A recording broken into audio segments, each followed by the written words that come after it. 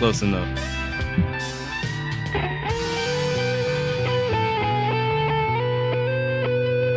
Oh, we had more on that one. Okay. Bueno. It is a Sunday morning. Those are the fun days.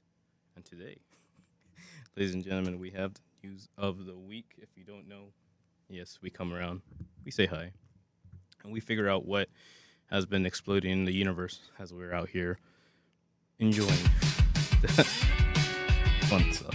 So, if you are open, you're having a good Sunday morning, and you're ready to have a good old grand time, please join us.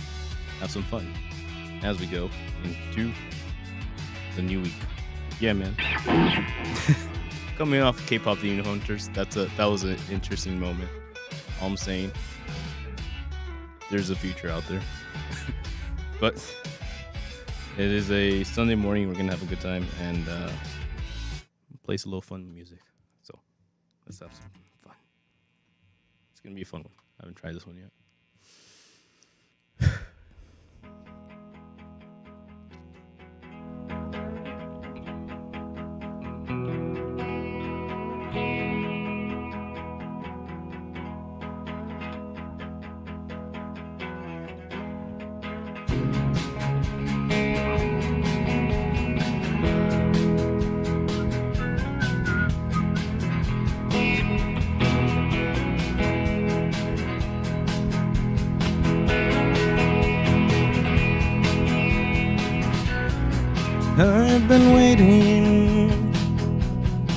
I've been waiting for this moment all my life, but it's not quite right.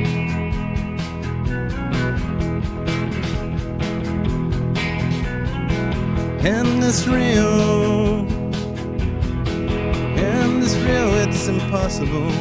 And who's blind were so clear, so unheard.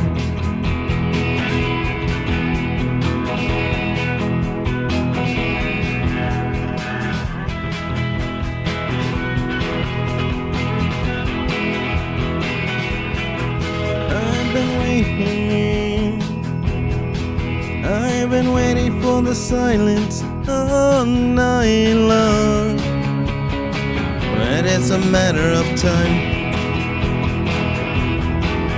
to appear sad, with the same old days and lazy eye fixed to rest on you. I'm free and so untrue.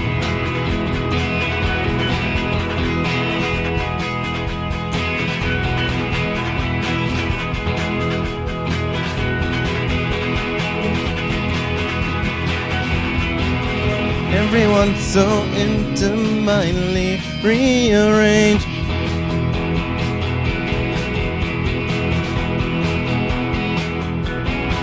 Everyone's so focused clearly with such shine.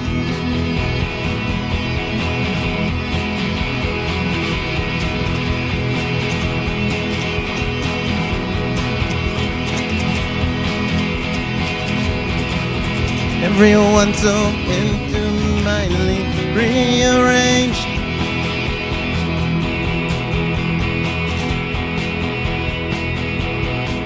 Everyone's so focused clearly with sunshine.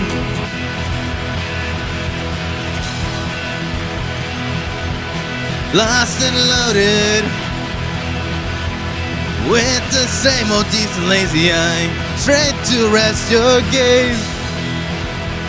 That's why I said I relate. I said we relate, it's so fun to relate.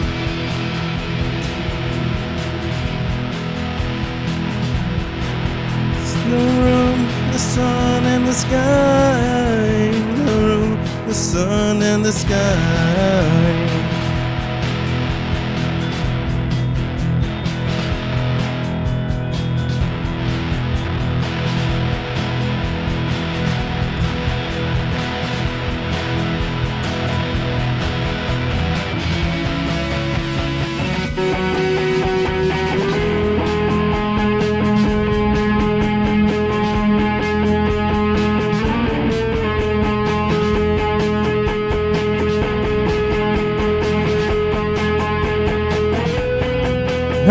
been waiting. I've been waiting for this moment.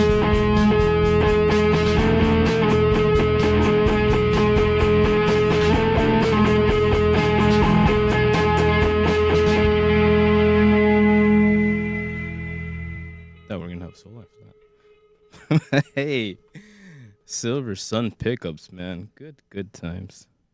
And yeah, it happens. But man, no, we get copyrighted by those guys, unfortunately. As much as I like the Chili Peppers, no, stop. Chili Peppers are no longer safe. You see how this works? YouTube goes like, yo, it's the guys that are like copyright all the time. Literally Chili Peppers. I just want us all to know this is happening. IRL. Okay, enough. So disappointing. All right. There you go. Have fun with that. Anyways, that is the technological age that we live in. That's how this is working. The whole point of this is to kind of do your own thing, go against the curve. No one's like, focused on the numbers. No one's trying to really starve themselves over the idea of that this is more than just a moment in time. And these moments all shape us, they form us, whether you're on the east side of the coast, whether you're on the west side, whether you're in the southern hemisphere, or whether you're up in the Antarctic melting all the ice caps with the rest of us. It's happening, right? And even more now than ever that we're connected with the internet. We don't have dial-up anymore. We're using a fast, instantaneous link, Starlinks as some would want to call it. But it's what we do with that time that really, really matters. And hey, it's Sunday afternoon. And if you're here, thank you. It's going to be an interesting couple of weeks as we're going forward with the universe and how that's going to pan out. But I like to have fun. I like to believe it's a good vibe out there. And so if that makes you smile and tickles your pickle, please swing by. Have fun. But for now, we're going to say bye to the big guy. We're going to jump into the news. Noticias del día, señor. Gracias. De nada. De nada. Josh. Ikazo. Yeah, it's a fun little transition. We're still getting used to it. It's been a couple weeks, but honestly, it's good to know the news and just see where we're at with here. Putting places, numbers on stuff. And speaking of numbers that mean things to people in the universe, James Gunn doing good work out there, having a fun time. You love to see it. It's official. Superman, first superhero movie of 2025 to fly past 600 million at the box office, while Fantastic Four is at 500 mil. Up and away. By Wesley Yin Po over at IGN, my dude. Superman, 600 million. Alright, what does that mean? Gunn's DC Universe is now at million globally, and with that money in North American theaters. Most of that in North American theaters. Ghost figure. Gunn made the surprise announcement that Superman will see its digital release on Friday, August 15th. Just over a month, which is fast. Early relatively is because of HBO Max Peacemaker Season 2, which is now starting. Sponsorships. But Superman remains available to watch in theaters, and it's there at the movies. It's been there for a number of records. For example, highest grossing Superman is 347 million. Nice. Now we're in the different loop. I'm into it. Zack Snyder's 2013 DCU, Man of Steel, made 291 million. Wow, that is a perspective right there. At the domestic box office. Henry Cavill Superman did much better internationally, bringing that 379 million. Okay, that's still for a global total of 617 million. Okay, figure Superman almost certainly won't beat, really, internationally. Globally, Superman is comfortably ahead of all other superhero films released in 2025 far. Close competitor, Fantastic Four, lagging behind over 100 million. Indeed, both MCU and DCU not planning any other superhero films for 2025. Damn, really? Superman looks to tend the end of the year as a clear winner. Cool. After weekend 5, First Steps is now at 257 million domestically, 232 million internationally. for a global total of 49 million. The film's commercial performance is seen as something disappointment despite bringing in more money than Captain America: Brave New World and Thunderbolts. Jesus. Marvel Studios has 2 big hitters coming up in 2026: Spider-Man: Brand New Day and Avengers: Doomsday, which first steps leads into. Aight. Meanwhile, Brad Pitt's F1 is now at 603 million. Hell yeah. Making a significant theatrical release for Apple and Saudi Arabia. Just putting that out there. Zach Krager's killer horror film Weapons is now up to 115.9 million in North America. Theaters after 3 weekends with a global haul of 199.4 million, almost 200 million. Weapons' commercial success is well deserved. IGN's review 9 out of 10. By director Zach Krager blends unbearable tension and dark humor. Once more in Weapons, a horror blockbuster that's less than a blunt force barbarian and more of a sharp-shooting assassin. Hey yo, you're welcome. It's worth noting that Netflix's K-pop Demon Hunters released in theaters this weekend after a huge launch on streaming service, and may well be on the highest-grossing movie over the past few days, even ahead of Weapons. Netflix does not report box office numbers, but based on K-pop Demon Hunters' widespread release globally and social media's reporting of sold-out screenings, Netflix no doubt has a rare theatrical hit on its hands. There you go. And that is why we're here, man. Again, numbers, they don't mean much. Except they mean everything. But in terms of like understanding where we're at in a global setting, right? It is what we do with this information. Again, it is how we use these numbers that define us, Dayo. And seeing how Superman is at 6 mil, if that's the bar to hit, right?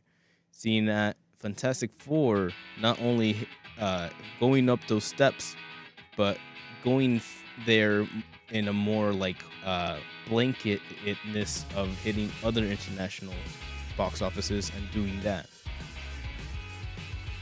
So that kind of says something, right? An idea. Maybe they just really like the family image. Pretty cool. And yeah, Brad Pitt F1. Gotta go fast, baby. Love it. So all of that, it's kind of interesting to see where we're at with the cinema side of things. And you know me, I love being out there, experiencing things. And yesterday, seeing K-pop Demon Hunters with the people in the room was kind of an interesting moment. It revealed certain, I guess, demographics, and that really puts things in perspective. And I'll keep those to myself. But Jesus, what a world. So hey, if you're interested in anything of that, those movies are what people are checking out. So if you want to be part of the zeitgeist, or if you're curious at all, definitely go experience. Especially now if you can pick up Superman digitally. That's all you, baby. Gotta stay safe. It's getting rough out there with the sickness. Don't be down with sickness. So, moving on to something that is a bit more international. Yo, Shiki. Dun. Staff apologized over concerns of ex-Japan parody. Yoshiki was concerned in-story ban Hayashi's likeness and musical style switchably similar to ex-Japan. This is from Ken Ikura Gross over at Anime News Network. Yosh. It took 2 weeks, but the public flap over the ex-Japan parody in episode 18 of Dun anime series is now over. Here's how it went down. Japanese musician and ex-band member Yoshiki initially raised concerns about Dan using the likenesses to the musical stylings of ex-Japan following the broadcast of episode 18. On August 8th, the musician, quote, reposted a clip from the episode and asked, "What's this? Doesn't that sound like ex-Japan?" Bro, chill out. The clip features a performance of Hunting Souls by in-story band Hayashi. Full lyric videos in Japanese and English are available on MBS Animation, a YouTube channel. There you go. Hayashi. So, there you go. Yoshiki quickly followed up with another posting asking, quote, "I don't know anything about this. Is it okay to do? Is this okay to do? My dear fans, please tell me what's going on." He further posted, quote, "I wish the production team would have at least said something beforehand. I received an urgent message from ex-Japan official at Yoshiki's staff." Yoshiki's bewilderment continued throughout August 8th in a series of posts. The musician noted he initially was amused by Dan parody, but when contacted by lawyers about possible copyright infringement, has had other managers and record labels contact him prior to making a parody, how he often has to get permission from Sony Music Publishing to perform ex-Japan's Kunerenai, a song Yoshiki composed but copyright held by Sony Publishing. The band name Hayashi is likely taken from his legal name, Yoshiki Hayashi. Yoshiki moved towards resolving the issue of posting, quote, as a matter of considered songs managed by Sony Music Publishing, a discussion between parties involving expectation to take place soon. As an anime fan myself, I enjoy these types of work, so I hope the situation will move in a positive direction. Later that day, Yoshiki pointed to the neck brace that Hayashi's drummer was wearing. Quote, hey, I just noticed the drummer is wearing a neck brace in this video. Is it me? People often say my neck braces are part of my fashion, but I wear them for medical purposes. On August 16th, Yoshiki released a new statement apologizing for his quick assumption that Dun Dun had parodied X Japan without his consent or prior approval. The musician stating, quote, I was surprised to receive a message about this matter out of the blue, so I just tweeted about it. I'm sorry for causing such fuss. Quote, I'm sorry. On August 22nd, Dun Dun production team responded to Yoshiki's concerns. The team apologized for causing concern regarding the song Hunting Souls from Dun Dun. The team first stated the song was created with the hope of expressing the same passion that Yoshiki and the X Japan, whom the entire production team greatly respects in the anime. The team also noted that I had spoken to Yoshiki regarding the matter and looks forward to using the opportunity and consider creative initiatives together for the future. Wow. Quote, concern Hunting Souls, the song created with hope to express passion. Yoshiki, and whom timely produced respects. We hope in this direction with master stories done anime for great quality work. I already to explain to Yoshiki X in advance, which was an essential cause of concern. Channeling apology was discussing the parody involves parodies involving regarding rights. I have spoken with Yoshiki about this matter. We look forward to using this opportunity to create creative initiatives together in the future. We'd like to once again deeply apologize to the fans and as well as other non-fans, to everyone involved. For our concerns to have causes, we hope you kindly support this series. The community. We're there. Wow. So I guess one of these guys, I don't know, this guy, Yoshiki, was like, yo man, that's supposed to be me. Okay. My friend called me up and was like, yo man, they have Dragon Force. I was like, what? Yeah, they got Dragon Force. I was like, the lead singer is singing in the English version. And I'm like, oh, okay, I'll go check it out. So I watched it in Japanese, right? Because that's what I do. Allegedly. And I just saw the band doing their thing. I just saw them playing music. And then they're going out there doing the thing. I was like, oh, okay, cool. I get it. It's like some kind of like a spiritual hunter ghost band. And they're pretty cool. And then I watched the English version. And I was like, okay. I can hear the voice. I get it. Still a random band. So I understand where they're coming from. Actually, I don't, because they have facial makeup and all that stuff. But the idea of likenessness being parodied, nice, is nothing new, right? And we're coming off a point where South Park is going strong with this current season of, representation of oranges, and that's where this comes into play. The idea that thankfully nobody blew up or whatever, but people need to watch themselves, because again, copyrights and all that shit are cute and all,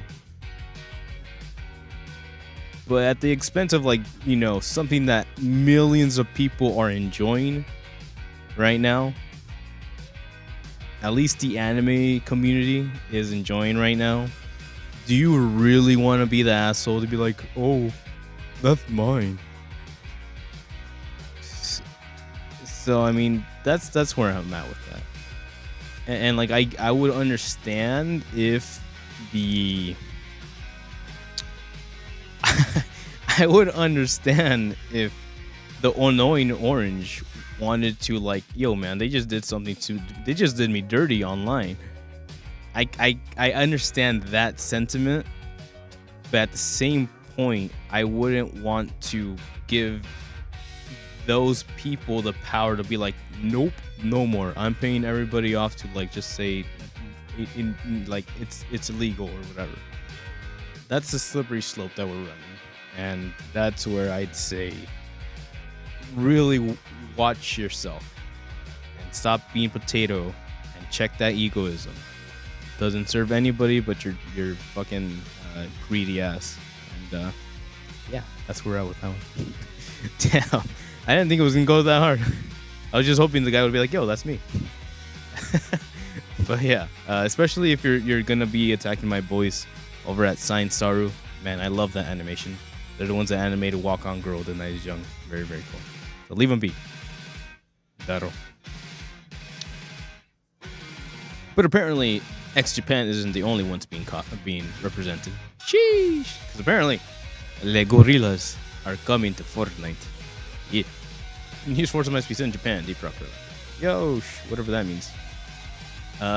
Morning checkpoint, Otaku round of video game news. Gorillas are coming to Fortnite. This will be interesting. New leaks seem to indicate the famous animated band, the Gorillas, will be next Fortnite Festival headlining act. Hell yeah, that's actually cool. It means the characters from the band will appear in game as skins, as some of their music will be added to Festival too. The last few hours haven't been very exciting, but bringing in the last few hours it was Bruno Mars. Also, yeah, stop fucking copywriting shit, man. Like seriously, like.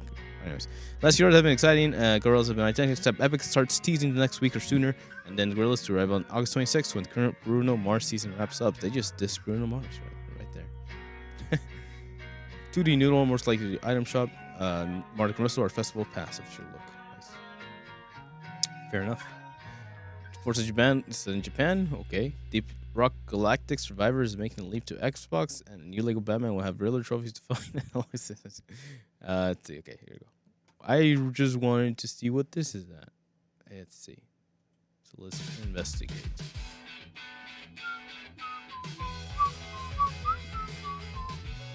This has been This is the official look? I don't know. Huh. Things are so like interesting. Yeah. Information's crazy out there, guys. But it sounds like this is what we're looking at. And if this is what we're looking at, hey, that's kind of cool. Noodles, huh? All right. So if you've been interested in gorillas, le monkeys, it's there's something out there for y'all. Just leave that to that tab. Interesting. Where Fortnite's bringing in with all their music. Again, all I really would say about that is, if that's like the whole shtick, like to like get these music people in and then start copywriting every single one of my Fortnite streams, our Fortnite streams, then come on, man. Come on. If you're gonna be like, yo, we're gonna be in Fortnite, you should have the decency to be like, okay, well, we'll let go of the song. It is of the people right now, especially if you're fucking putting your fucking name in the music pass. Bruno Mars, go fuck yourself. I love you, but go fuck yourself. Obviously, it's their people. I'm talking about Bruno Mars, the brand.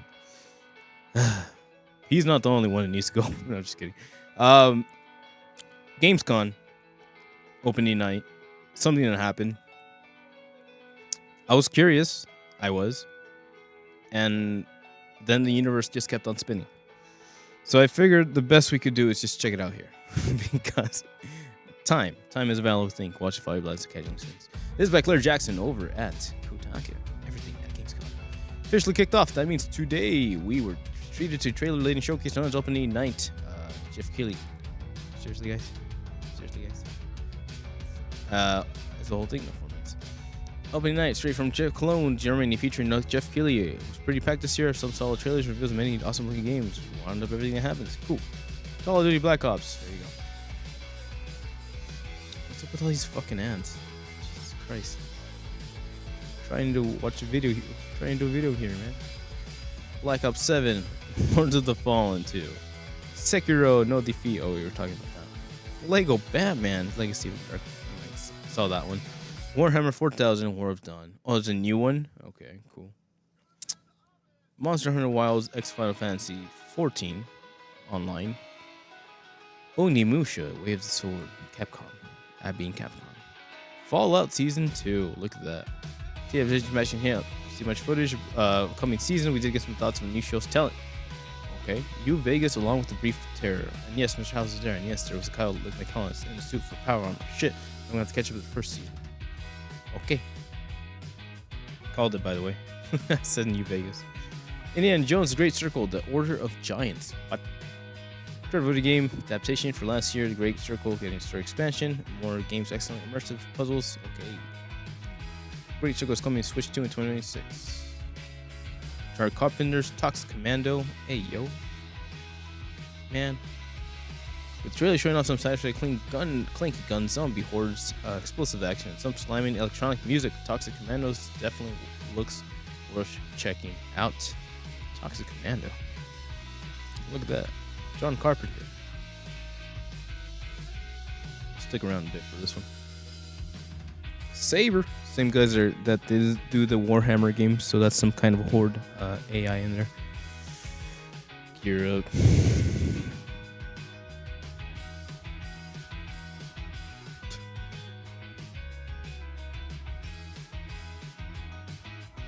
Oh, you got superpowers.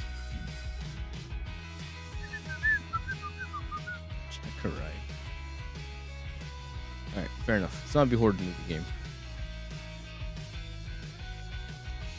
He's just talking by himself up there. Death by scrolling. Purgatory, you gotta endlessly scroll your way to fight and escape the Grim Reaper. Got it. Zero Parades. Little complicated fans of the developer behind Elysium. So we got Ookami like a seat. RPG. Zero Parades. Okay. The Darkest Files. Holds an urgent political message about the increasingly frail state of a democracy.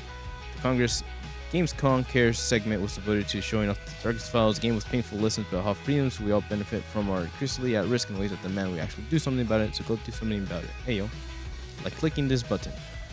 Like skipping this goddamn... Oh shit. They got us. What is up with these people? Is it just me?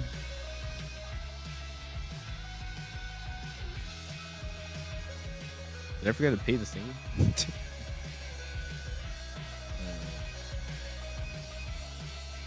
Prove it in court. Darkest stuff. What? I just skipped over the whole shit. Okay. So it's like a tablet game. Got it. Interesting. Okay, guys.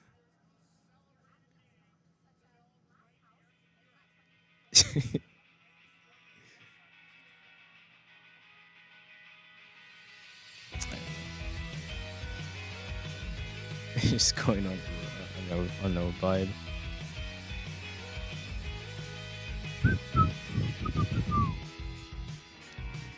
Ha. This does not look like that. This looks different. Ninja Gaiden 4, of course. Today's Ninja Gaiden was predictably action-packed and with some thoroughly bloody-looking sword, edge, and like combat moves. 149. God damn it.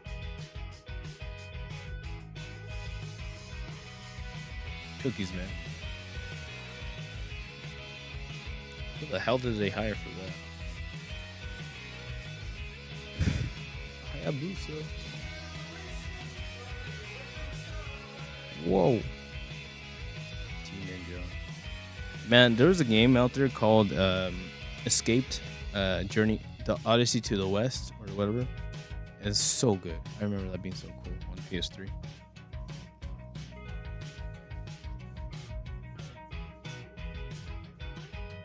Nice. That does look good.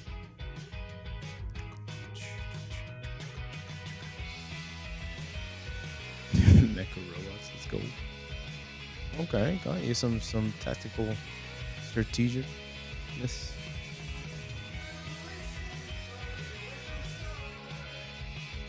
Oh yeah, because now it's like a mecha technical shit. That's so cool, man. The fact that they're making ninjas like these power armor moves now. Hell yeah. You got like an old school ninja being like, no, man.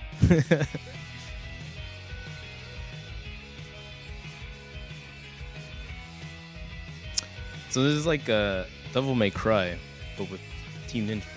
I'm into it. Oh, which is also the team that worked on the DMC reboot that nobody talks about that I actually liked a lot. Edgy boy's gonna be edgy, bro. There you go. Do for the smile. There you go. They know what they're doing. Pretty cool. I'm into that. Cinder City, Undeniable Division meets up Warframe. Very own Zach Twain observed during the show. Sydney Sanders, pretty ambitious looking MMO shooter that might deliver some satisfying thrills. It looks like some big monster thing. Got it. Time Takers sends its characters into a realm featuring some genre-bending third-person shooter action where you need to hunt down and stay alive. Looks neat. It's Korean. Very nice. Silent Hill F. Gameplay is promising with a preview of what we can expect from the latest entry in the classic horror series. When it arrives in September, the game looks satisfying, grim, gloomy, and disturbing. It's actually on must-play for 2025. Oh, I know this song. This song's cool. It's karaoke. It's karaoke. Thank God. La Divina Commedia, the Divine Comedy. Featuring an epic showdown with, well, whatever that monster is. La Divina Commedia shows us some thrilling swordplay in yet another video game. Adaptation of Dante's Inferno. Maybe this one will be good. You had me at Dante. Clamshell. If the ocean's not enough, nor am I. La Divine Commedia. That's Dante.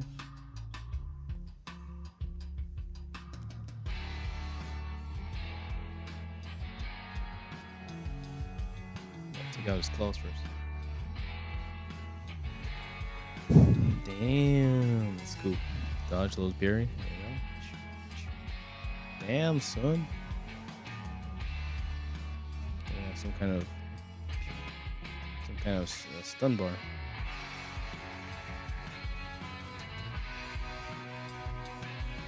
Like tournament style fighting. Okay.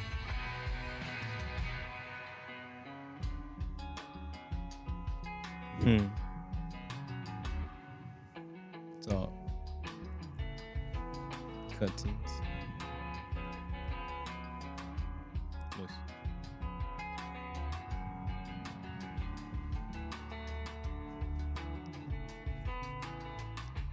Jama games.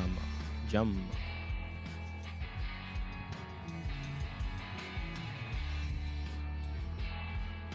Sick. So, oh yeah. This kind of reminds me of like inspiration from Lies of P, right? Taking old school stories and giving it like a very gothic, intense look. Chronos New Dawn, but show more to survive lives with cats and make it. Two juggernauts sort of horror genre looking on today. Silent Hill vs. Evil looks like overlooking the latest Bloodborne team. This is what it looks sick. Outer Worlds 2, Vampire the Masquerade, Coach Loves Lamb, War of Warcraft.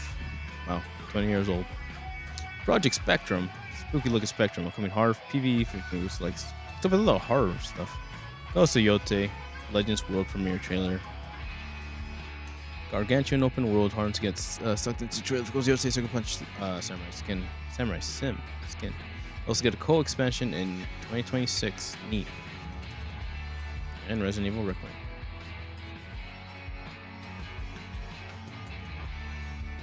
We'll actually watch those two. Damn.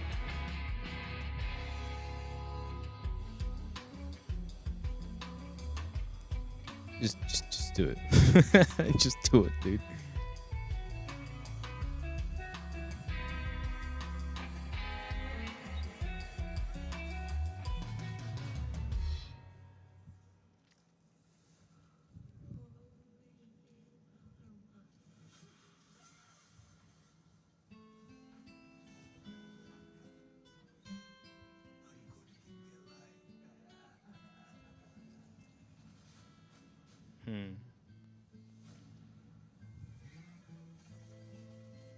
We are playing Ghost of Tsushima.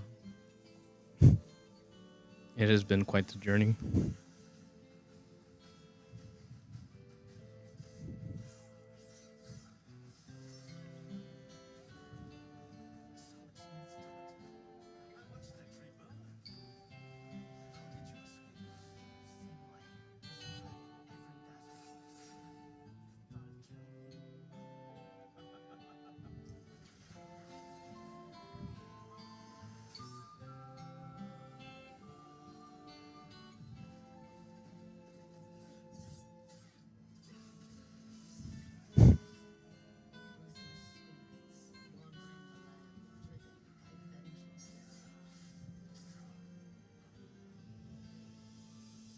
So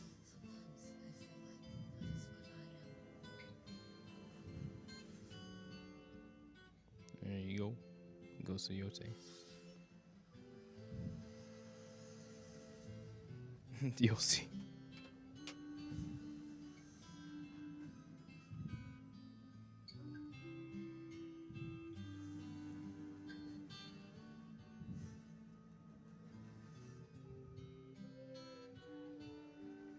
It's funny. All right, one or two more. Who are you even? Who are you even?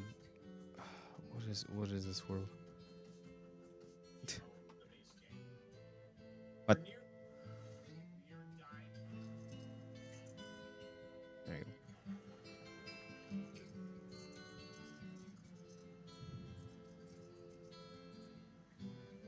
So a lot of horror elements coming into play.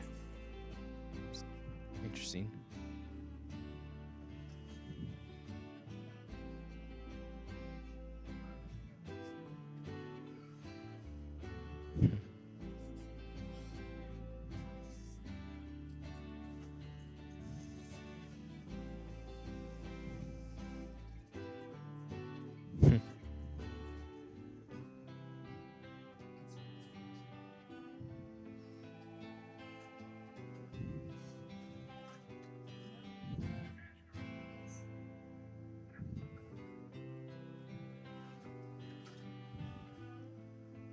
Huh.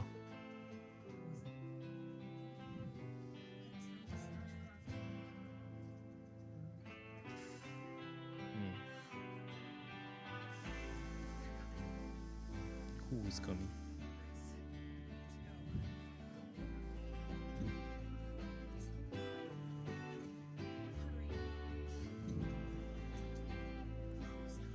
Isn't she like an FBI thing person?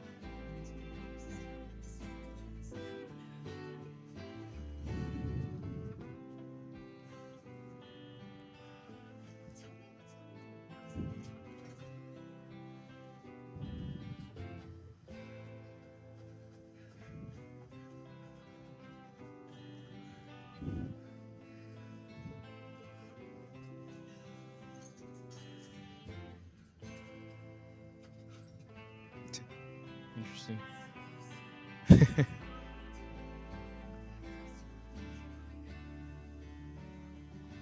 I'm gonna make you.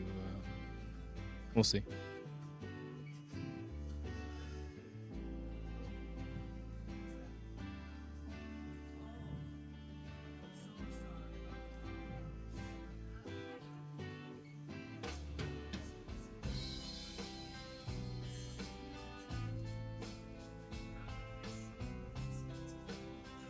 Oh. Shoot him in the head. Mother.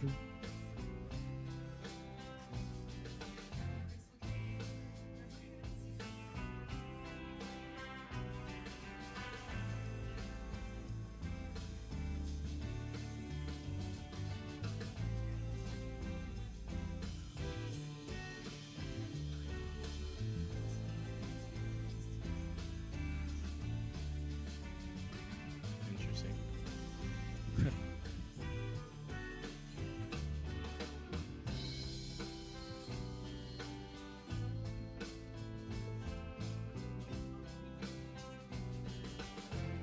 Oh. That helps. That helps.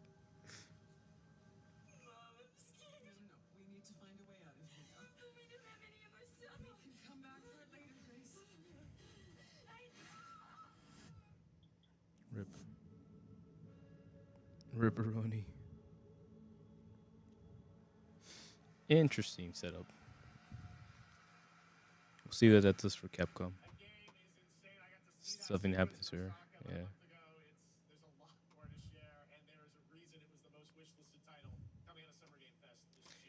There you go. Snake closing yet? No, she can only follow me, but not yet. Snake, it wasn't over yet.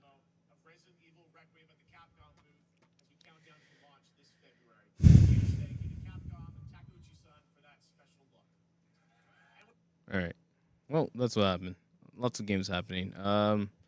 Yeah, I mean, like sitting down and enjoying the space is cool. It's fun.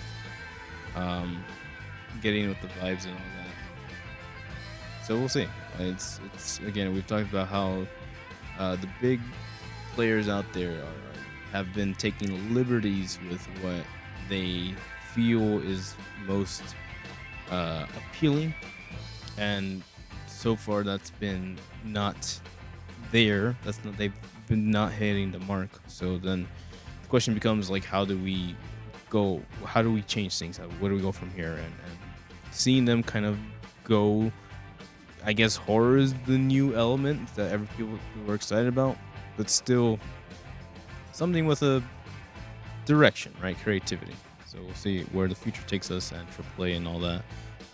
Sure, there's a couple of things that I can be excited about. I will see how that affects the future.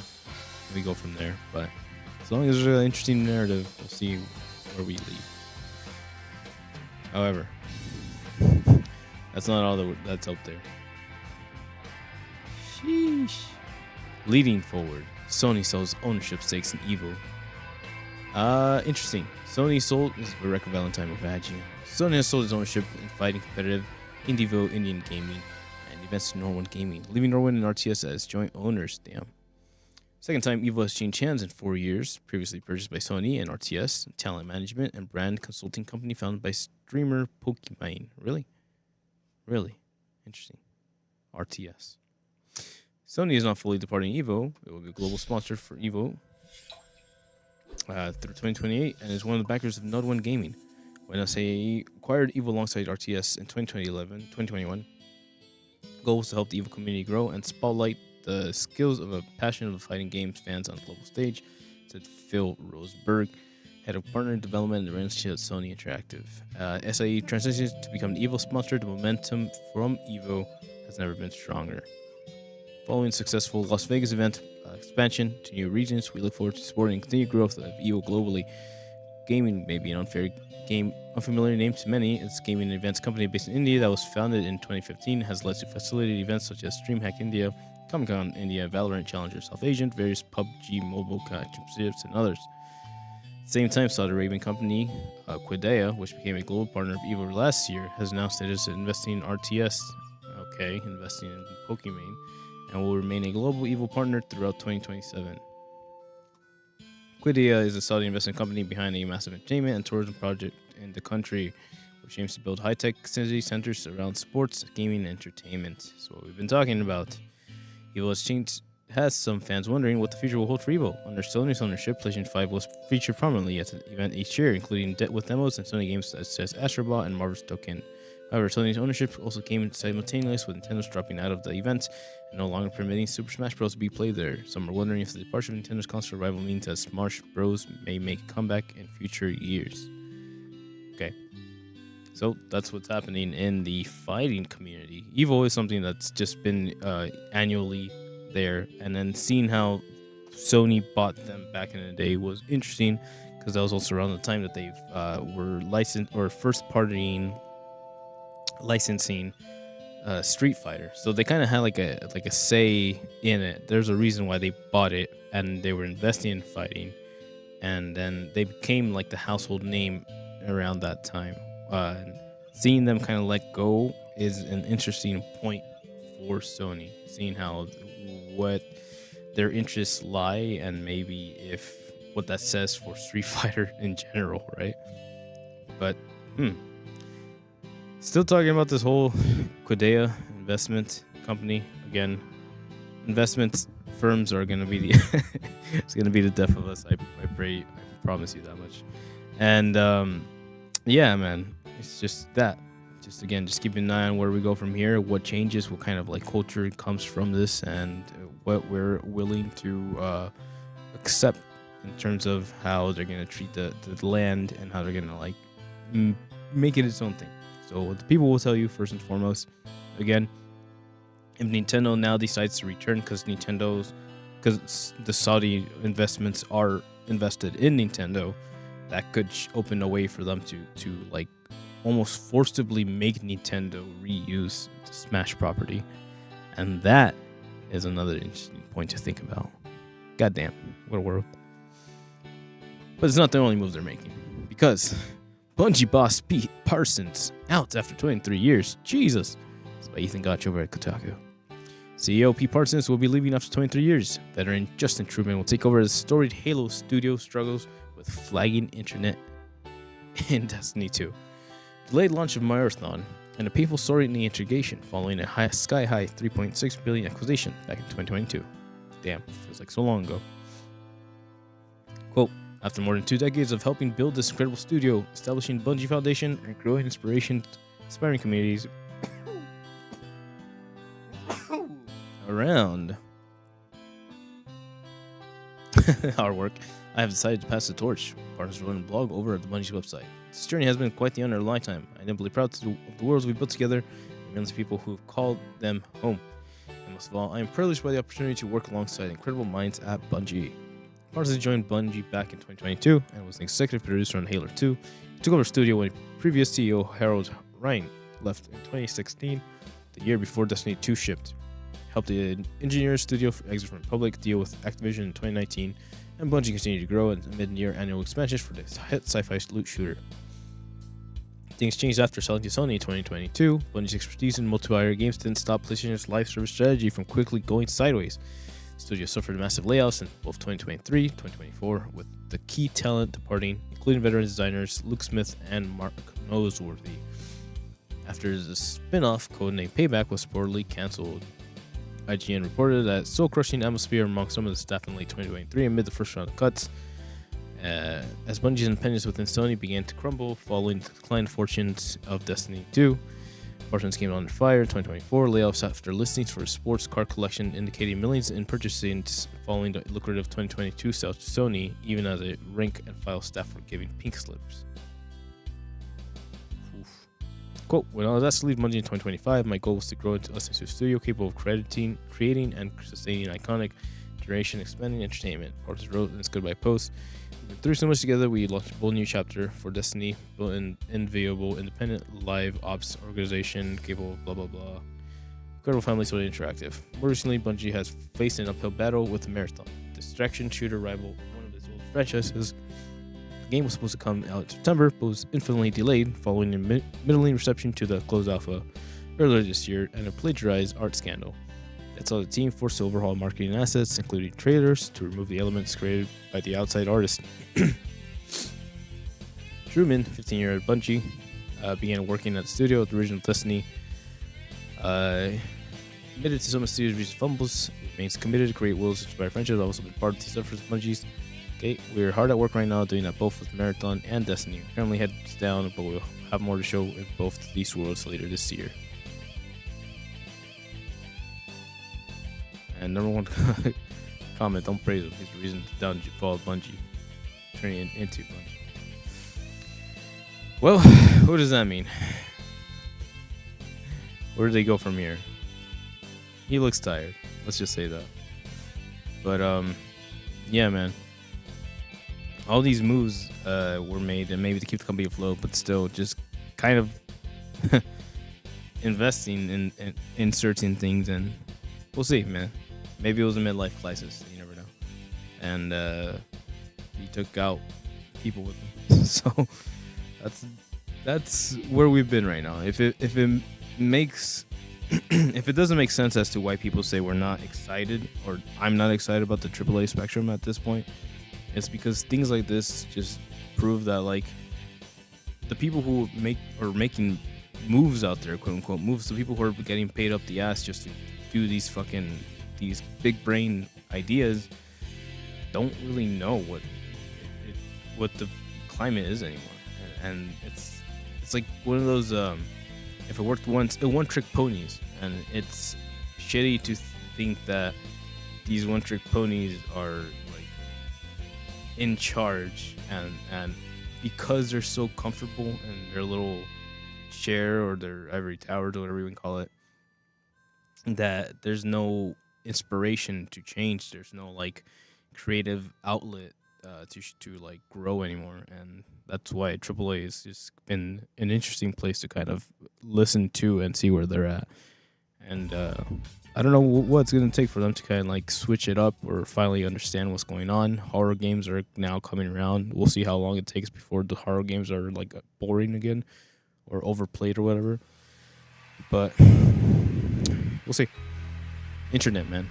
Information is so fast that by the time you're like adapting a strategy to it and you want to like follow the freaking crowd, the crowd is already moved on.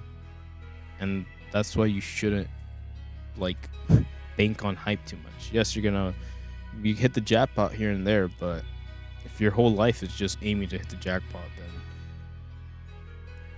can you really be proud of the things that you're making, or the work that you have been doing, or the steps that you've been taking to get to this point? And that's what we would say to the CEO of the dude who destroyed Destiny, I guess. So, man, we all suck sometimes. Don't get me wrong. Including PlayStation. Because you didn't know, they're bumping up their prices, apparently, for the inflation tax or the tariff tax. But GameStop is fighting PS5 price hike by paying $50 more for your old console. What's the catch? But at least for now deal with the GameStop come to a difference. A meme stock retailer announced that it will start giving anyone who trades in their last gen 50 in-store credit purchase of a new PS5 towards the purchase of a new PS5. The deal applies to anyone trading in an old PS4, Xbox One. Really want a PS5 is better than nothing. All edition, the cheapest Sony offers is now $500 starting from 21st. So instead of just getting 55 towards that from trading in PS4, you'll get 110. Xbox One currently trades for about 45, so just 95 total. Switch isn't much better. You only get 60 for it. Jesus Christ. Before the new bonus credit, even though Nintendo recently raised the price of one to $340. That's a good point. Offer valid through 8/23/25. So it's already over. It's such a small print at the bottom. GameStop only has your back for a few days. Okay. X owners looking for the move over to PlayStation will have a little easier. Series no sold at 378 and it'll get you at 126, while Xbox Series X sold at 600 will get you up to 300. You can see he's taking that. When it comes to the other consoles, the price difference is hard to swallow. GameStop also buries the fine print that this bonus Trump tariff credit will only be active through August 23rd. Is it still better than nothing? Sure, but it still low-key sucks in the worst way. This whole thing is basically GameStop saying, reckless trade policy has hiked the price of PS5, so here's a bonus credit for these already terrible trading values that you'll have to give right back to us.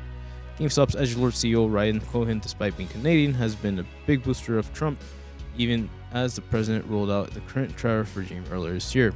His Elon Musk light impression, including using the sale of GameStop's Canadian operation to dunk on DEI policies, is currently using GameStop to buy billions in Bitcoin. That makes sense.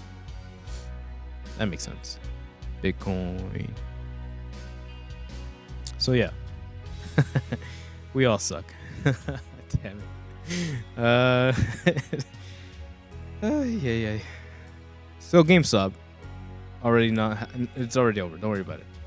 Sony raising tariff prices, and apparently the CEO and Trump are both very happy about this because Bitcoin. So Bitcoin. There we go.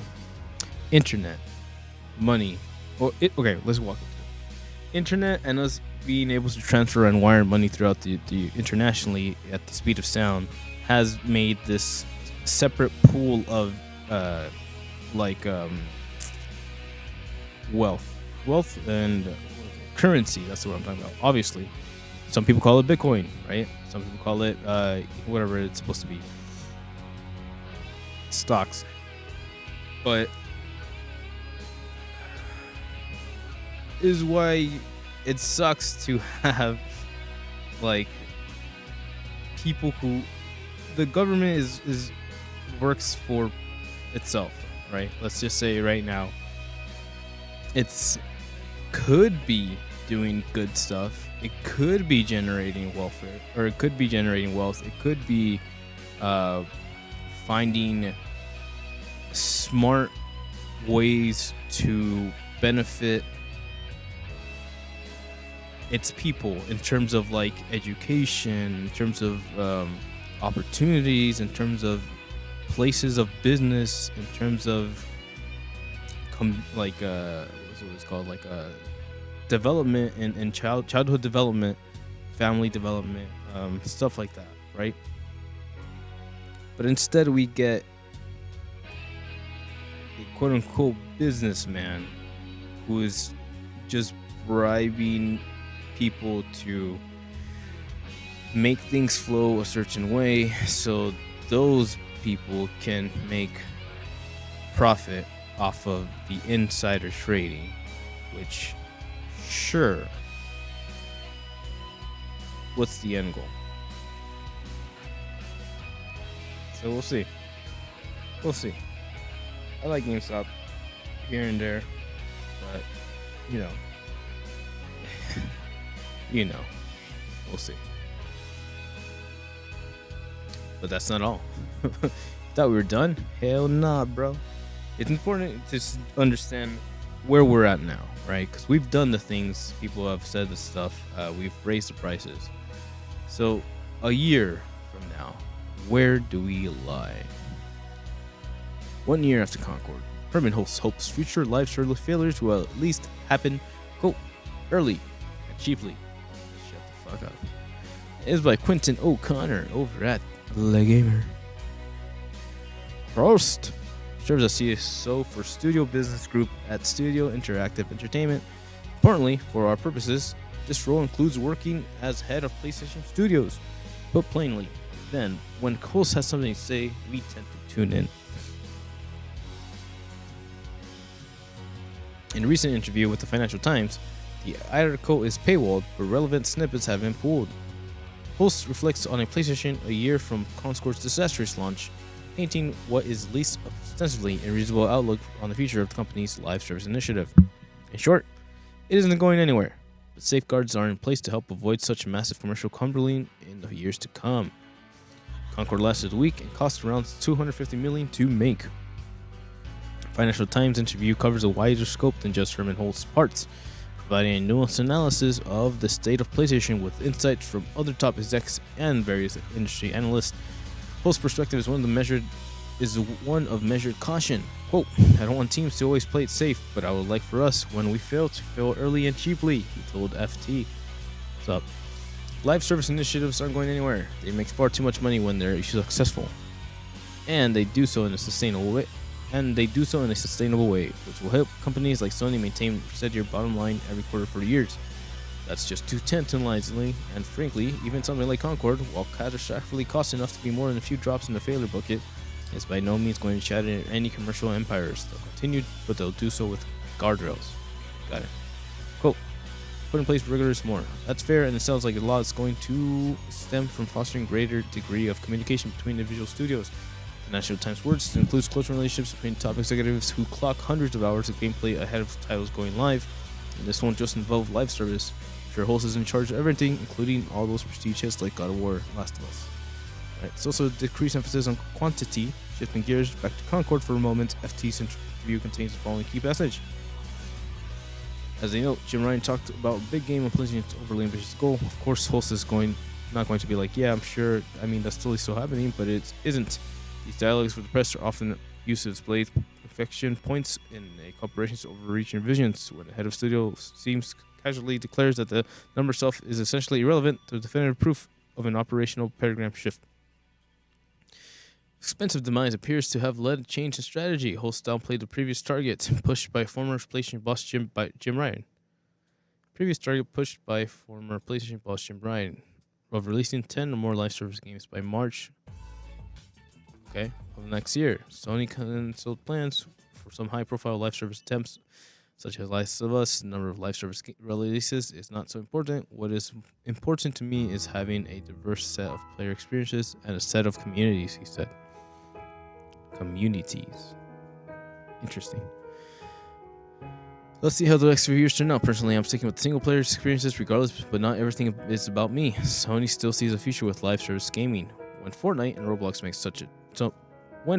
Roblox make so much dough, PlayStation is of course going to want more of that pie than just Helldivers 2 alone can provide. Yep. And that's where that lies. Again, we see the big kid, Fortnite, raking in the dough with their skins, with their characters, their music patterns, with their fucking copywriting, right? And then obviously companies like Sony and investors are gonna be like, well, we want that money too. And well, we get here. So yeah, it's gonna be interesting to see where we go from here. But I mean, it's possible, man. They could still make a pretty cool game one of these days and like actually make it worth its while. And people might actually like it, and people might actually get involved, and people might actually like be like, yo, this is new shit. But yeah, man, it's rough. You just gotta figure something out for yourself. Because if there's a new generation out there, and they obviously have different tastes and all that, they're not gonna be the ones that I don't know. They're not going to be the ones that are going to be like the early adopters. There's no reason for them to jump into your bandwagon unless the people who actually know what good experiences were back in the day and how they affect gaming are going to be like inviting them to play the experienced ones, right? So it's just something you have to think about. It's rough. Or maybe we're all just so information fed and we have so much internet on our hands that we are all intrinsically different, way too different from each other, and we all can't like agree on anything that's like, well, we'll see. Fortnite's making bank, so we'll see. You know who else makes bank? Hell yeah. Furikuri Reanimated is a labor of love. This is by Bolts over at Anime News Network. It's always impressive just how far some fans are willing to showcase and how much they love a franchise. Fan animation has been going around a long time. Many people opting to do continuous alternative takes on the series. One form of fan appreciation is the realm of online fans animating projects where a group of animators will come together and put their own stylistic spin on pre-existing work. This can be a daunting endeavor. It may not match every single project, but I can't think of a show that's more malleable for different animation styles than FLCO. And in New York City, the main organizations behind FLCO Reanimated were present for their own panel. Not only did they showcase an entire Reanimated episode that had taken over 5 years to create, but they also shared some of the story behind the scenes inside organized such master project was like. 6 episodes to the full Kudi that are out. The animation project chose to reanimate episode 5. The episode was picked particularly because not only does it showcase a variety of different animation styles on its own, but it's also the episode that's arguably the most action-packed. It's also the episode that features the majority of the cast. Speaking of cast, the episode utilized the dub of the show. The reanimation featured works of over 200 animators, with the episode itself having its own unique intro sequence. Intro sequence alone took about 6 months to do, and it was one of the final things that was added. You can find the whole animation on YouTube, and I highly recommend it because it really does feel like a love letter to the series animation in general. And the episode changes styles for what feels like every 5 seconds. Spreadsheets were made. So many processors could pick up the scenes that they thought were incredible, or sometimes shows repeated animator skill and aesthetics. There's quite a lot of emails and coordination, but not easy to think of when you're actually watching the product itself because of how seamless it all falls together. For Look is really an anime that features a variety of different animations. So it's not just on an episode basis, but also one scene basis. It's a lot of scenes that feature visual gags and straight up homages to other animation styles, both Eastern and Western. If I watched the first 4 episodes of LCO and then watched episode 5 of the animated project, I probably would have assumed that this was how the episode was always meant to look. It just fit that well. Some animation styles utilize manga aesthetics, stop motion, and off-model steers. Cuts references more animes than Western cartoons. Seems like generally look like they were from original anime. Still, it was strictly recreated with the site tweaks or filters. Probably one of my favorite cuts of the entire episode was actually part of the closing credits because someone actually went out of the way to recreate one of the sections from where we see the iconic yellow Vespa traveling to different locations. I legitimately thought it was just a scene ripped from the show, but turns out somebody had a similar yellow Vespa, just created their own travel sequence with different locations. You could tell that a lot of part of love went into a project like this. The fact that it's beloved by so many both fans of the show and some professional people in the industry is a sight to behold. FLCO is a series that I'm always leaning from every time I rewatch it to see other people's different anime takes on certain scenes. Felt like I was getting a glimpse of how other people interpreted the show themselves. It was fun seeing the different artists drew characters' faces animated broadly, which is not whether or not this is better or worse. I remember this original. It was distinctly with love. I love how the set said they want to work on another show similar to Speed Racer, but they also made it clear that every show this year leans itself to its approach, like Stroke Experience Lane.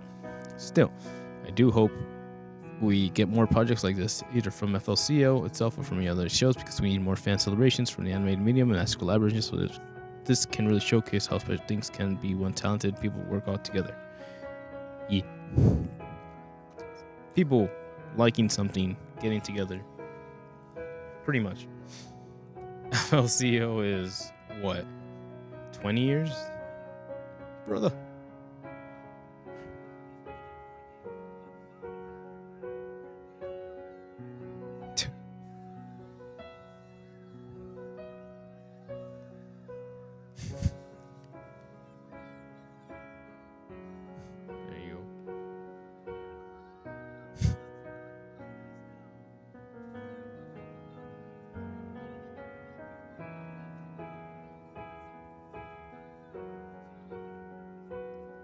There you go. So these people go working on something.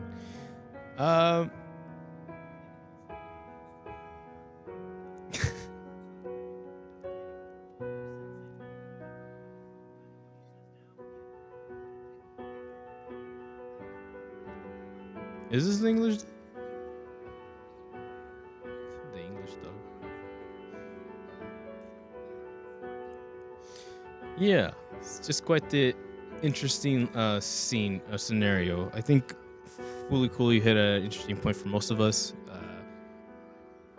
It just was its very own unique thing, almost like a Scott Pilgrim, and I can only assume that Scott Pilgrim was probably inspired by Fully Coolly at some point. And yeah, man, it's just one of those things that hits the scene, and because it's such itself and has enough like vibe to be its own thing, you can kind of see how it hits in a way that nobody expects it to. Like, it's not something that's planned like Red Hot Chili Peppers. It's just something that just becomes, because it earns its place in history by just being, right? And by being itself, completely understanding itself, or maybe even revealing certain things that most people wouldn't consider. It inspires. Nice. Clearly inspires and helps make something different, right? Something unique. So we'll see. These people got together and did something cool. And yeah, there's some of these look straight out of the anime. Are really well done.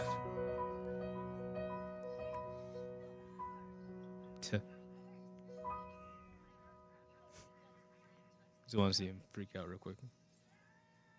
Crash out. Look at that. That's straight from the anime.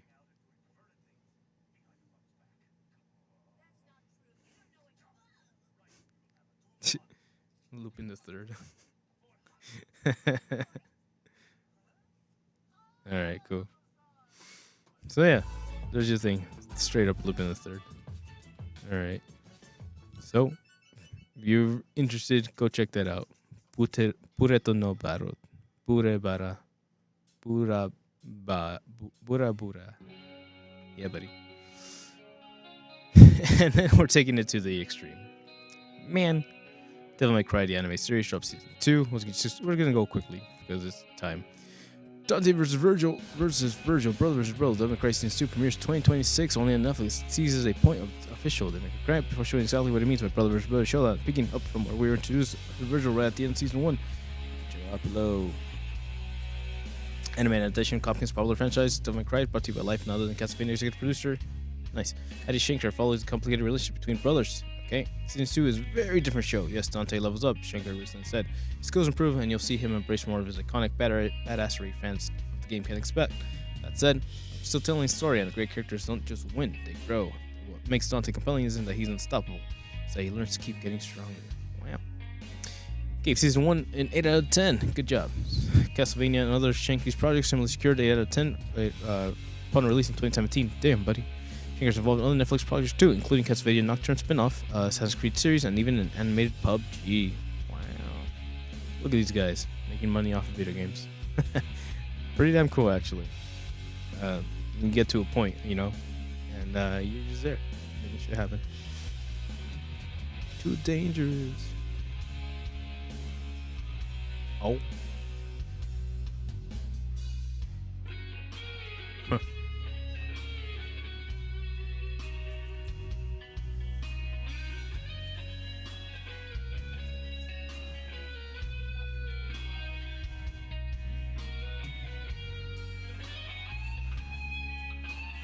Fragile.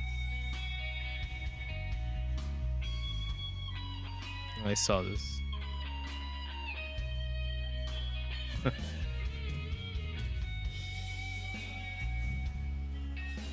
you go. Get your boys. Oh, with the 2. That's actually pretty solid. Nice. So yeah, I like these little shows.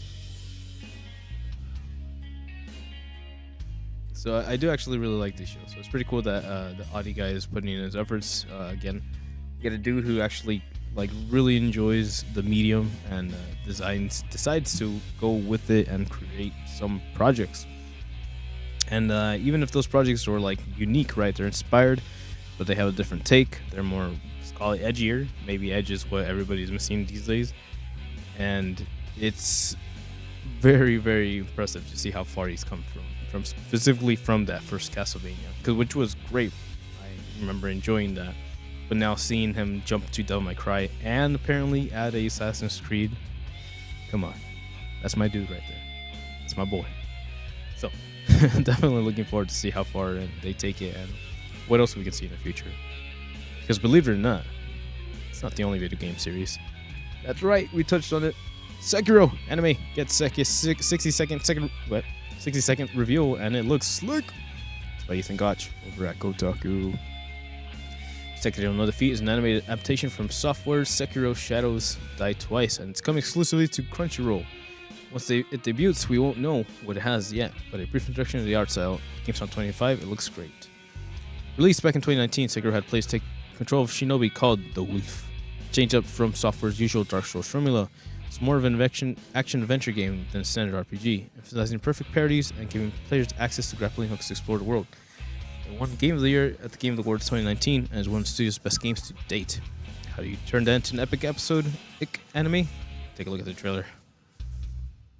Yeah, boy. The time of Sengoku reads the official description.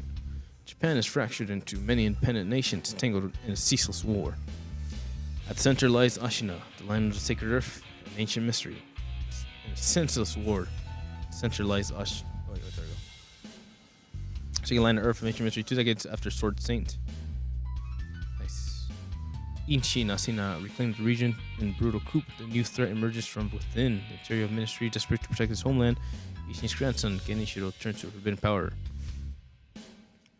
The only hope lies in a kidnapped boy, the divine heir. A silent protector, a low shinobi known as Sekiro. Only as Sekiro. The story of the Lord and his retainer and the quest to restore balance to the nation on edge. Rumors of anime first surfaced back in 2013, with 16 it would be a limited episode series. We're taking on the momentous task of animating breathtakingly beautiful Sekiro Said Twice. Director Kenichi Katsuna said in a statement, in doing so, we are pouring every ounce of our artistic vision, passion to beauty into this production. Farm's project is being crafted truly memorable experience, one that will leave a lasting impression of both liking fans, games over discovering the world of Sekiro for the very first time. Please look forward to it. Yeah, man. That's cool. Let's give it one more time. Yeah, man. That's cool. So, I mean, if this is what Sony has been investing in, kind of like raking in all that Sony money to make more anime, okay. But we'll see. Because investing in video games, in fighting game tournaments, and then kind of letting that go shows strategy. So, strategy here. Interesting. We will have to see.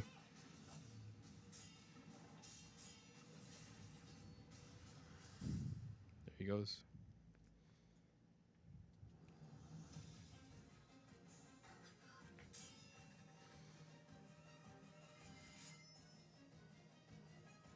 Oh.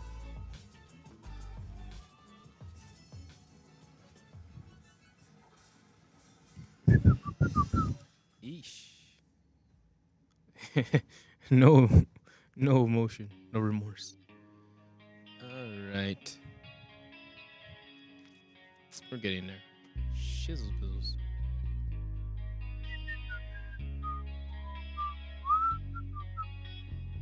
Did I do anything?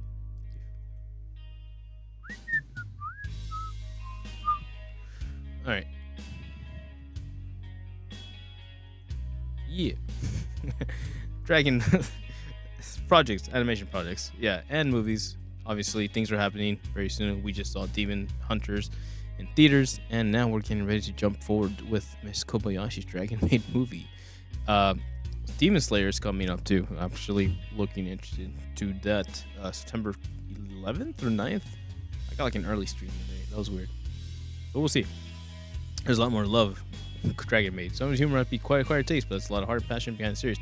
This is by Bolts over at Animation Network. One thing that drew me with the show was its family message. As the world of humans and dragons blend together, we discover that different types of creatures might not be so different, and that we can learn to live together under the right circumstances. Some of the best episodes of the series focus on circumstantial specific characters. Still, Kyoto Animation is putting an entirely movie that centers around a beloved character, Kana. When I say beloved, I really mean beloved based on what I saw from the voices behind the show and overwhelming amount of fans panel at the NYC 2025. There you go. Panel featured Yuki Karuhawa and Maria Naogawa, the Japanese voice actors for Toru and Kana. Respectively, they entered the stage in full cosplay of the characters, putting on a wonderfully charming performance for the first season's ending credits queue. The two have gone various countries to promote the movie ahead of its limited theatrical premiere on August 12th. After the light performance, the audience got to check out the first 6 minutes of the movie itself in a sneak peek. The film opens with dozens of dragons flying through gorgeous sky, but there's one dragon that is running in fields through golden fields on the ground just below them. We get a good look at this dragon, but instead we see Kana gripping onto the back of this creature tightly as we find out that this dragon running on the ground is in fact her father. Quickly cut to Kana waking up in a room, Kobayashi's armory, and she reminds the audience that despite her appearance, Kana is a mighty dragon. At one minute at first it looked like there was much difference as I leave between the film and what we'd seen in the TV show. The preview even showcased standard anime opening as for the first episode of the third season. However, some additional details showed the presentation might elevate a different level. This is a lot of extra shading to emphasize light pouring into the rooms, while making what might be a typical conversation actually revealed to them. It's evaporated for 6 minutes after seeing the first typical Toru and Kobayashi's having their usual back and forth. The final scene was a quick cut to Kana asking for a smartphone. Interesting. Little glimpse might not give as much picture, but questions answered a lot of two voiced actresses, as well as some dubbing scenes. More content scenes were added because showcased via screenshots on projectors and voice actors redubbed lines that will appear in the movie. Cute. She compared the experience to how humans would embrace each other to keep warm. In many ways, this reinforces the message of overall series. The second scene dubbed was actually bone-chilling. Kana is not a character who shows a lot of outward emotion. However, Nagase made it clear that we're going to see a very different side to Kana in this one movie, one where she showcases emotion at a level that she has never done before. She's in her rebellious state. The scene gave us a glimpse into exactly what she meant. The scene questioned how Kana yelling and crying about how lonely she was. Naganawa locked in and really portrayed just how hurt and sad Kana really was at a character. Even I don't know if the full context scene, I felt it. Kohara commented that there was going to be a lot of fun action throughout this movie, so much that she actually had to rest her voice after they recorded it. But the true point of the movie is to showcase the emotion Kana experiencing. It feels like the film is going to be a slow build up to emotional breakthrough for the character to process. And it seems like still the relationship between her and the father is going to be at the center of it. The panel ended with Korihawa and Naga putting on another lovely performance of another ending theme from the anime series. I was already curious about this film, given how powerful everything here was. I am definitely more excited for it now. Ooh, that was a lot. But still, I guess that's her dad. So that makes sense. I was wondering who this guy was. Okay, we're gonna get into it. Depression and what the father male figure means so to the future of La Familia. So we'll see, man. I'm interested. Again, Kyoto Animation is just one of those companies that really have a lot of emotions, and you can say whatever you want to say about them, but them experiencing true loss, if you know, you know, and not giving up, right? Them still putting in every emotion out there, them still animating with passion, and them still like loving, being able to love, honestly, after being hurt like that is powerful. So I will never forget their like ambition. I will always like support them if I can, and this is going to be one of those times where the support is going to be pretty damn awesome. So So hey, looking forward to more anime films. You got Sony moves making Sony moves, but thankfully, you got the cute little lowly to teach us what it means to be a man in 2025. A fatherly man, a family guy. Yosh. But you know who else is a dad? Hypothetically, Frank. Ayo. Squanch Games really wants Danny DeVito to play Gun in High on Life 3. Shots fired by Yesley and Poole. Squanch Skins has talked before about trying to failing to get Hollywood legend Danny DeVito to play Gene Zastorian in High on Life. The studio remains determined and wants to convince Danny DeVito to star as a gun on High on Life 3, should it get the chance to make it. With High on Life 2 waiting in the wings, Squanch Games' Mikey Soprano and Matty Stubing told IGN that they were going to give Danny DeVito another go when they eventually get to making what feels like the inevitable third game in the comedy first-person shooter series. I really want Danny DeVito, Chief Creative Soprano said. We tried to get Danny DeVito for the first game at that time, but we didn't really have the catch it to sway him. But I'm hoping after this game, we can try again and get him in there. Quote, I have the perfect design for a Danny DeVito gun in my head that I want to see so bad.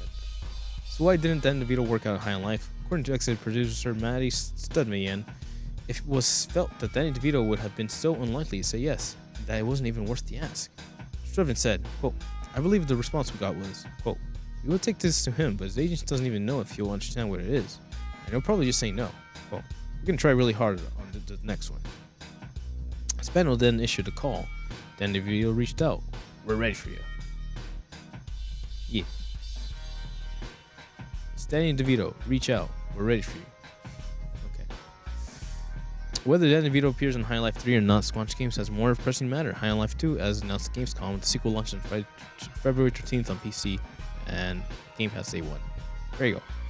Fantastic Four First Steps Galactus actor Ralph L. Nelson plays Sheath, a new character in Boss, is joined on the cast by Betsy Sardo, JB Smooth, and Richard Kind. High on Life was a breakout hit and one of the biggest Game Pass launches ever. It proved so popular that a work on the High on Life show was eventually announced in 2024. Wow. Adaptations. Really cool. So yeah, that's something there. I think interesting to see that these guys have like kept on growing. The last High on Life I heard about was with the Justin Roiland, right? The original voice of Rick and Morty guy. But to see them kind of like keep on growing and adding a different spin to that is pretty cool. I wish I could see this clip, but it's probably stupid. And them kind of still being inspired to make more. You know, I mean, it doesn't feel like it's, oh, we need to make more because the CEO bosses need us to make more. It feels like we need to make more because we need to be ready for Danny DeVito, and that is confidence. That promotes confidence in the product that we're building and the ideas that are coming out. And damn, okay, I like it. All right, so keep it up, guys. Get high on life.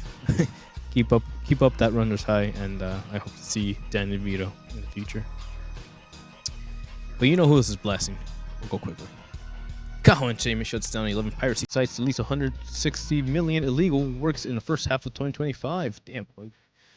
This is by Wohin Cho over at Anime News Now. Kaho Entertainment, the parent company Webtoon platform Tapas, announced on August 19th that it shut down 11 piracy websites worldwide, including more than 160. Bam. The company tells its latest results on the 7th anti-piracy white paper, outlining how it tracks and disrupts piracy networks through a three-step strategy.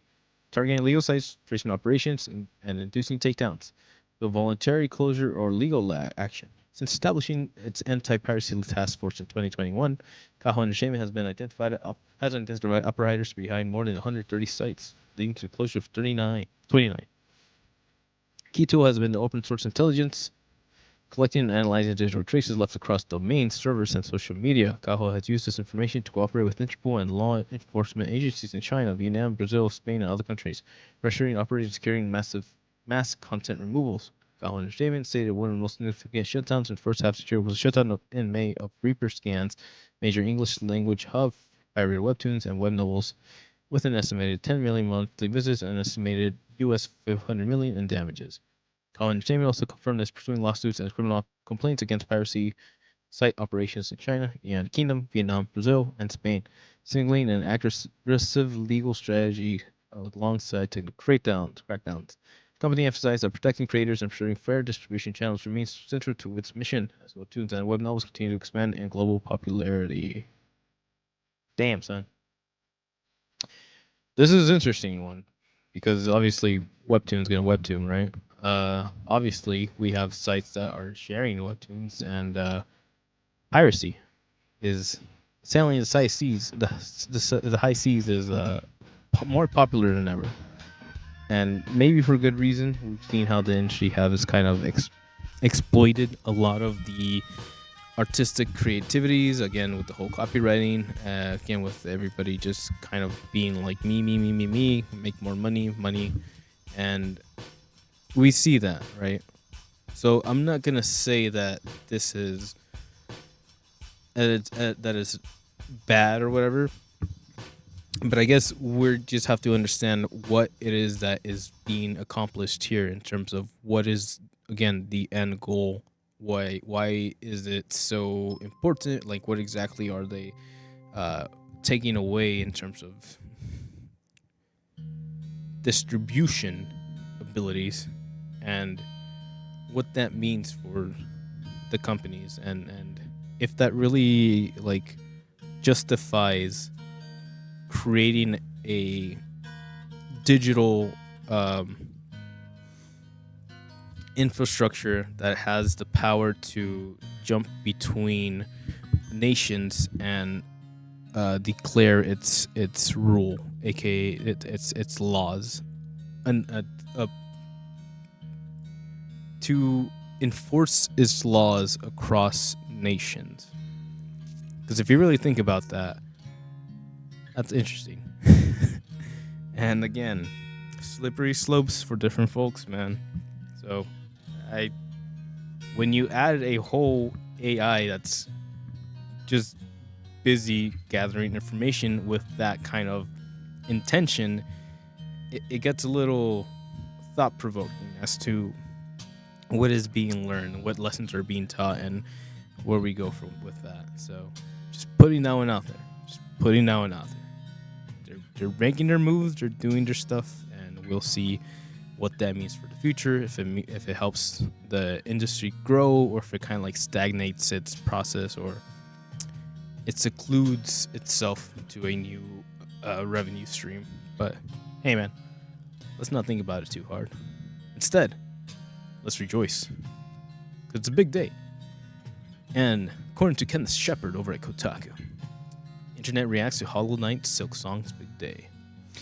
After 6 years, the clowning is over. Hollow Knight Silksong is coming to a PC, Switch, Xbox, or PlayStation near you on September 4th. Silksong has been conspicuously absent from industry events so long that the act of anticipating the elusive Metrovania has become a meme in itself.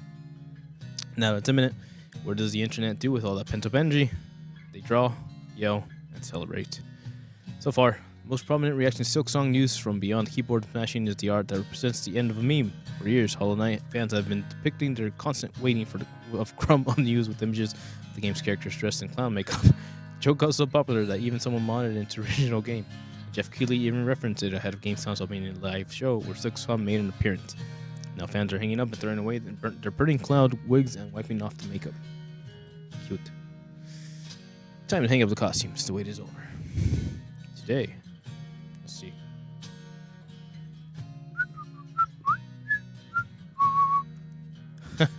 Cute. Cute. Leave it behind. Silksong. It's real. Minus 5 coins of a show poist. It's real. It's happening. Okay. Finally, farewell.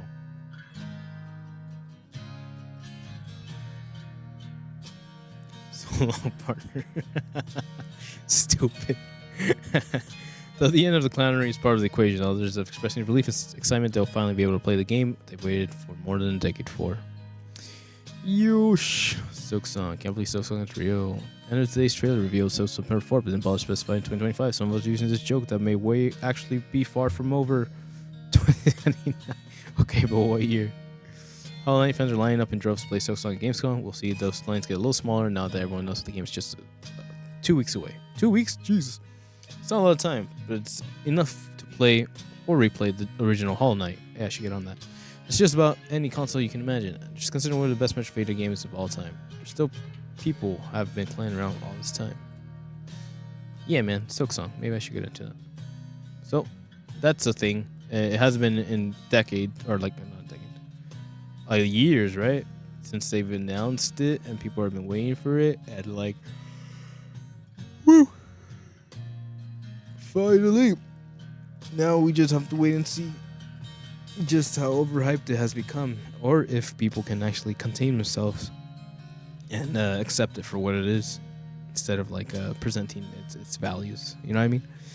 So hey, if you're out there, if you like Silksong, you're finally ready for the finale or the action, then congratulations, my dude, you got your Silk. Sing us a song. Just like G-Kids. Restoration, 4K restoration of Satoshi Kon's Perfect Blue, US on October 3rd. So Rafael Antonio Pinedo. Good stuff, buddy. Over at Anime News. G-Kids announced during its panel NYC Saturday that it will screen Satoshi Kon's Perfect Blue in 4K, opening October 3rd. The 1997 Perfect Blue features a film that was directorial feature debut for Satoshi Kon.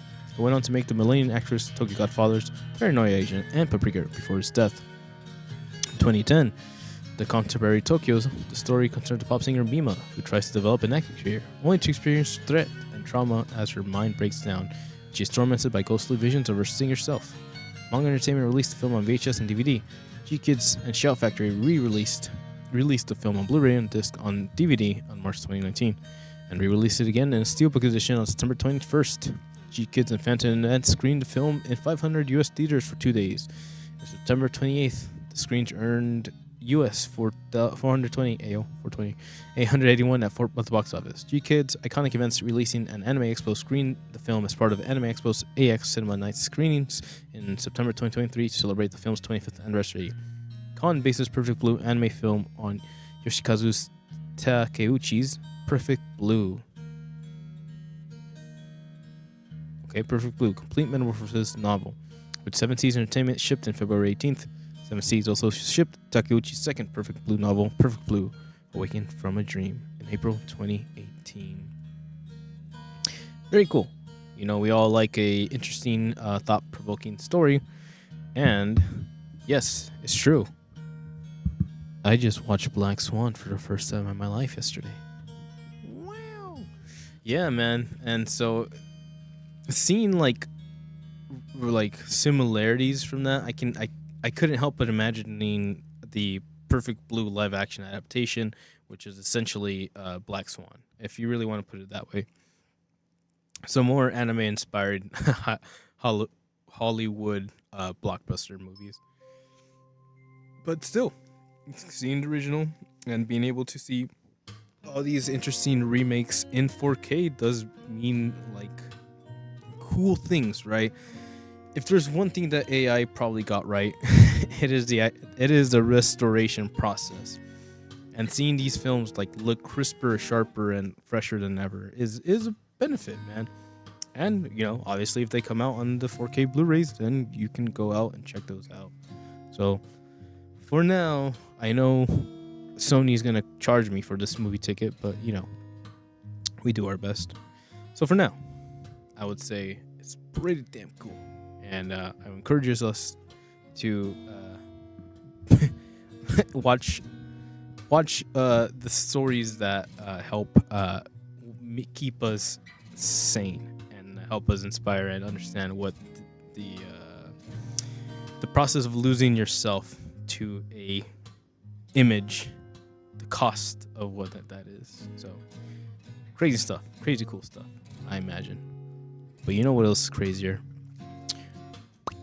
Chainsaw Man short to play exclusively at Halloween Horror Nights. What?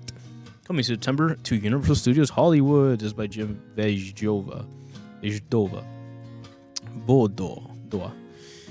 My dudes.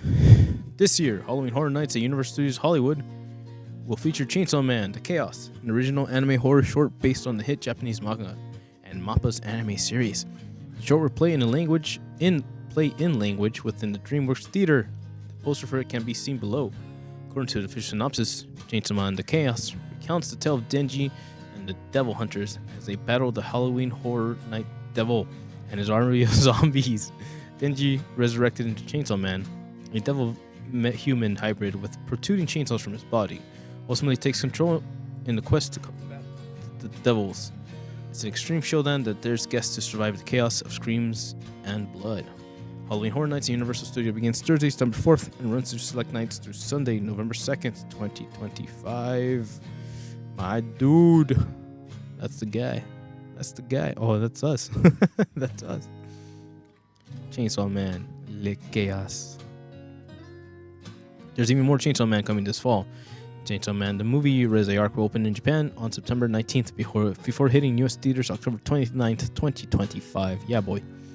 Movie is directed by Tatsuya Yoshihara, written by Hiroyoshi Seiko. Voice cast reprised roles from the anime, which premiered October 22nd, 2022. Our reviewer, Rafael Matsuya, gave the anime 9 out of 10.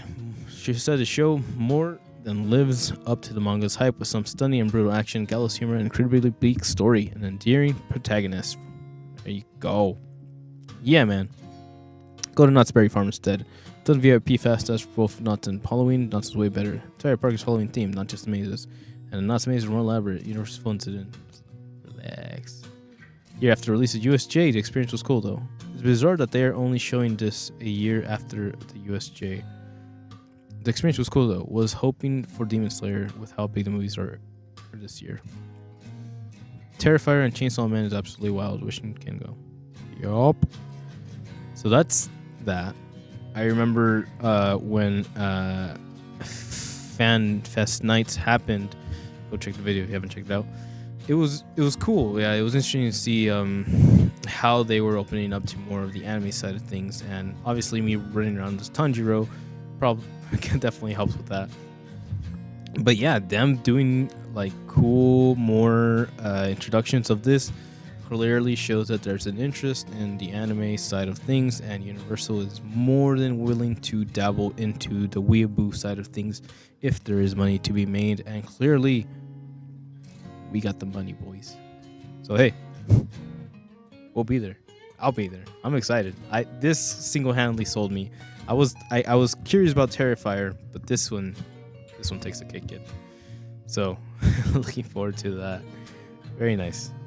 So if you're out there in the area, if you're curious, if you want to check it out, go check out Universal Hollywood Horror Nights. Damn, that's good stuff.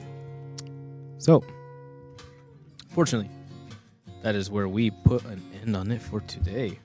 Right. So, I'm gonna bring our boy back in blue. Wish him a do. Hey, boss. That's right. What? No. And say what's up. Interesting stories, right? Fun times. For the most part, it seems like we're going on an uphill trajectory in terms of like inspirations. I see horror is starting to set in. Maybe that is just part of the fall season being fall season. I do like a good scare here and there. Obviously, Zenless Zone Zero introducing Spook Shack kind of does things for me, especially since like their album is super Ghostbusters related. But also, seeing the universe make its turn from summer to fall brings me joy, mostly because the sweaty ass days are coming over, are finishing soon, and that brings a sort of peace within my heart, and I love that very much. Also, because I love sweater weather, and hugs are awesome. That's all I'm saying. So, with all that being said, ladies and gentlemen, won't you join me as we start finishing up tonight's awesome experience? But hey, if any of those stories interest you, or if you have any opinions on the cool things happening in our future, please feel free to say hello and mention your favorite part of life.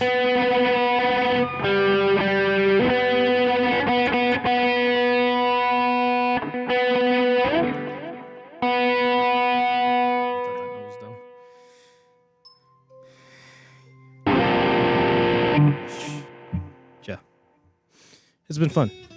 I appreciate all you out there being cool out there and having a good time as we go into the week. No, the week, the regular week this time. Get excited about it. You know what I mean? It's gonna be fun. So, looking forward to things. Demon Hunters happened. That happened. Black Swan happened. I am this close to convincing myself to go watch Sydney Sweeney right now, just because I feel like I need to give her opportunity to actually act. So we'll see. Fun day, interesting day. I still need to do some thumbnails because I need to do that, but we'll see if I can get back to them in the afternoon. And hopefully y'all are out there having fun, living your lives, and enjoying your weekend as one should. So say hi to your family for me. Tell them what's up. And let's sing some fun times. I got it. I got it. Sheesh. Ikuzo.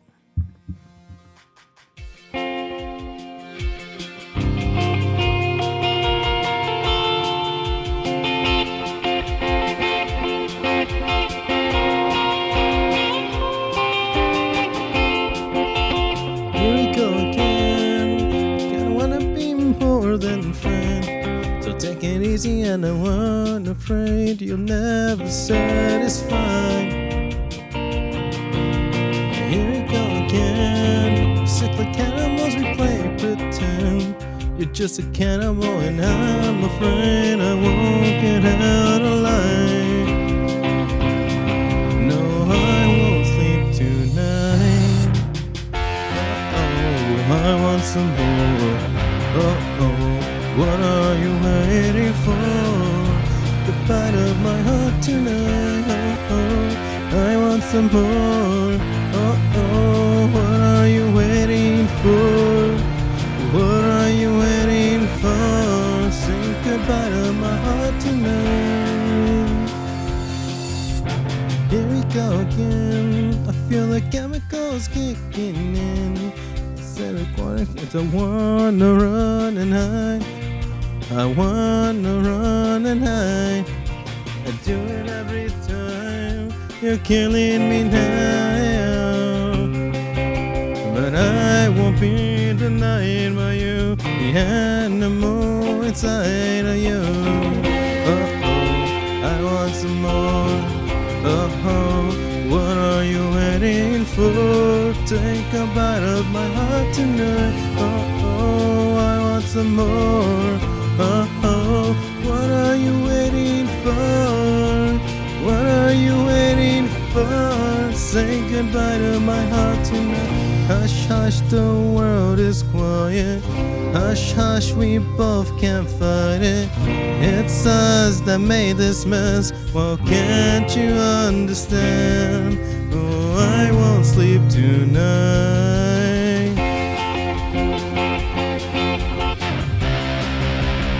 I won't sleep tonight.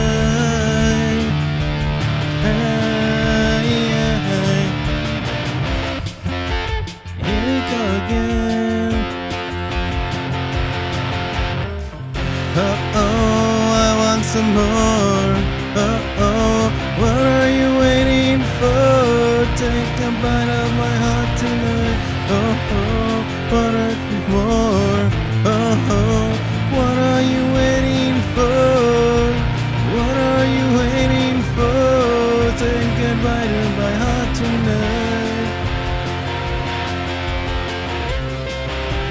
What are we waiting for? Take a bite of my heart tonight. What are you waiting for? Take a bite of my heart tonight. Yeah. It's weather. Does it every time. So, hopefully, y'all have a nice week, you know. Take your time, take your patience, regroup if you have to. We are going in an interesting direction, but believe it or not, I am seeing like something to believe in, like hope in terms of where the society is going. And I'm gonna keep that as vague as possible, but obviously I am a potato and I like to believe in the positivity of the universe, even though there is negative forces that will obviously always be in the picture. However, I believe in it. I believe in time, and I believe that we'll get there. So take care. Again, hug your families, take care of your loved ones, stay safe, and I love you too.